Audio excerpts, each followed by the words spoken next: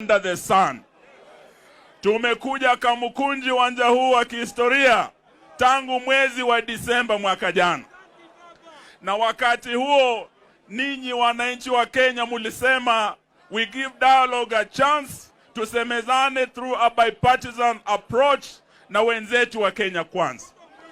Lakini leo wananchi hapa Kamukunji mumeamua tuendelee kuongea ama tufanye maandamano?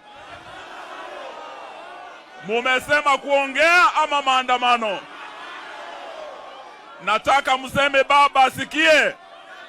Nataka mseme Ruto asikie. Mazungumzo ama maandamano? Wangapi wanasema wakati wa kuzungumza umekwisha? Sasa baba, that is the first resolution. Asante. Si tumekubaliana maandamano? Asante. Resolution yetu ya kwanza Kamukunji, na nataka mtulie ili Ruto atusikize siku ya leo. Sisi tulitaka apunguze bei ya vitu ili gharama ya maisha ishuke. Yeye badala ya kuwapunguzia ninyi watu wa chini, amepunguzia mabwenyenye wenzake wale wako na mahelikopta, amewaondolea 16% tax. Hiyo tax badala ya kuondolea nyinyi ametoa 8%, ameingisha hadi 16%. Hiyo ni kupunguza ama kuongeza? Kupunguza ama kuongeza? Kutoka 8%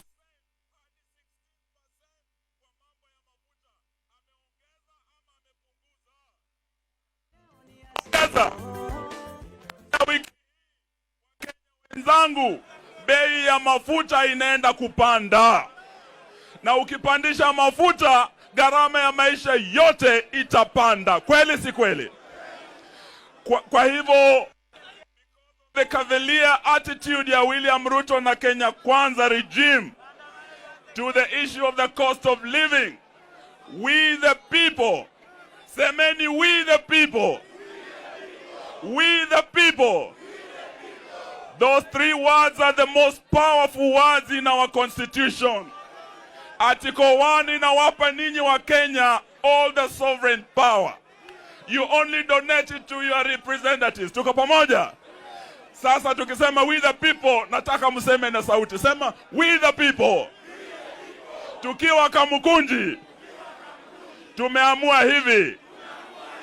Sasa sikiza ni wasomee vile tumeamua. That there will be no more talks.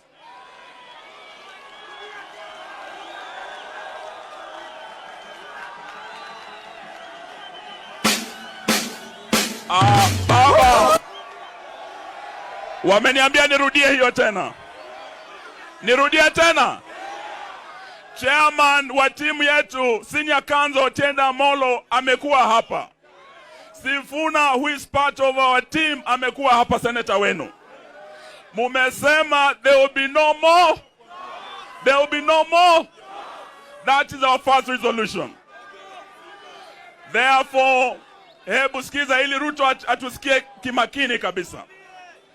Having imposed on us the punitive taxation measures contained in the Finance Act 2023, in complete disregard of our views, we declare an end to the bipartisan talks to which we had sent our delegation in the hope that Kenya Kwanza will show interest in resolving the pro-people issues, including the cost of living.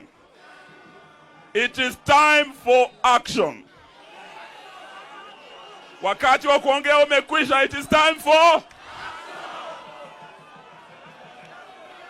resolution ya pili. Tuendelee tusiendelee? Resolution ya pili. From today, we embark on a campaign of defiance and civil